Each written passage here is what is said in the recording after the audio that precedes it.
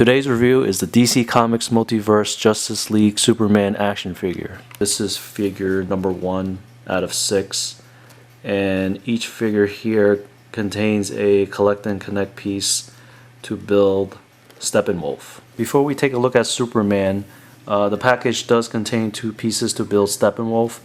You get his head and you also get his bottom waist. So we'll put that aside.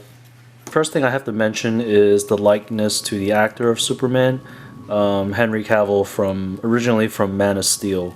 So I'll have to say that comparing this figure to the previous Superman figure from the Multiverse line of Batman v Superman, the likeness has improved a little, but not greatly. Certain angles you might see him. Certain lighting and shadows, but if you look dead straight on, to me it seems like I'm looking at a Barbie Ken doll, at the face. So again, it's not perfect, but it is for a Mattel Multiverse line, it's pretty decent. So in terms of sculpt, I'm not sure what form of likeness, what method Mattel's using to form the likeness of the actor, but in terms of the hair sculpt, it's pretty good. Again, facial expressions, certain angles he will actually look like the actor. Sculpt overall on the body, it's pretty basic. It looks very similar to the previous Superman figure from Batman v Superman. There is some nice texturing along the Superman suit, which is nice. It's a little nice touch.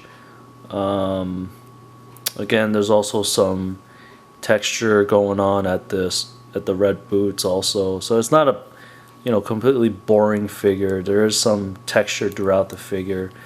Another difference from the previous figure of Superman is the cape. Previously, it was one rubbery plastic on the back, so it wasn't free form. It was pre-formed, so less posing on that part. But in this version of Superman, the cape is cloth, which is much better in my opinion. There's a little more posing you could do with the cape, so that's a big plus. And going over paint application, it's pretty basic, right? It doesn't contain a whole lot of different variety of colors here, but it does match with what you would see in the movie. In terms of articulation, the head is on a slight ball joint.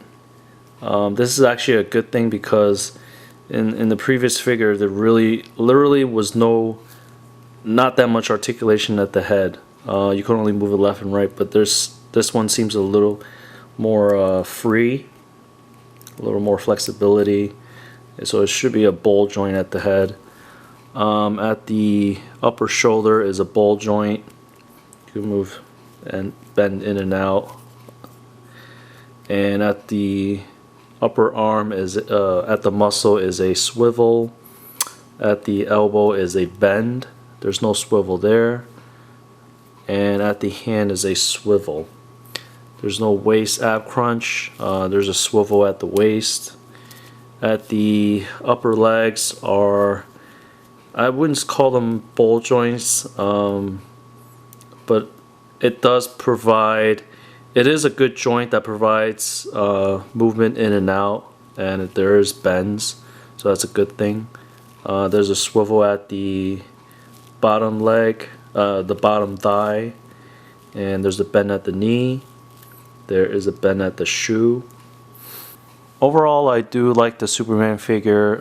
There's definitely improvements that could be implemented by Mattel, but they seem to be making the same mistake over and over in their Multiverse line, especially with the movie figures where people want to collect and appreciate the the figures, but articulation could be improved, likeness on the face could be improved, but they're getting better and better. But again, it's a US $20 figure, which I think they could give us more rather than what we have here.